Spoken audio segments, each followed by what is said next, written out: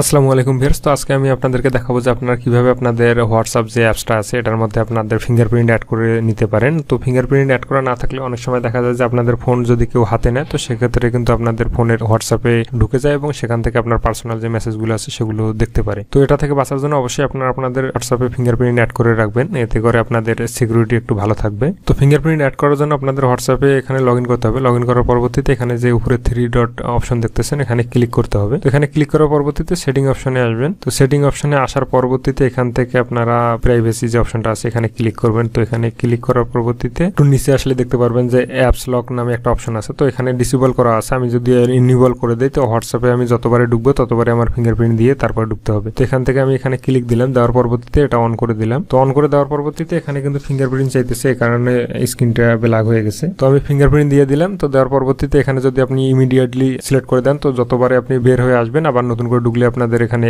Fingerprint দিতে হবে, এবং যদি 1 মিনিট করে দেন বা 30 মিনিট করে দেন তো সেক্ষেত্রে কিন্তু এই সময়টা অনুযায়ী আপনাদের এখানে ফিঙ্গারপ্রিন্টটা দিতে হবে। তো ভাবেই আপনি আপনার হোয়াটসঅ্যাপ অ্যাপসটাতে ফিঙ্গারপ্রিন্ট অ্যাড করে রাখতে পারেন। তো এরকম নতুন নতুন ভিডিও পাওয়ার জন্য অবশ্যই আপনারা আমাদের চ্যানেলের সাথে থাকবেন, এবং ফেসবুক পেজ থেকে দেখলে পেজটি ফলো করে দিবেন, ইউটিউব থেকে দেখলে চ্যানেলটি সাবস্ক্রাইব করে দিবেন। ধন্যবাদ।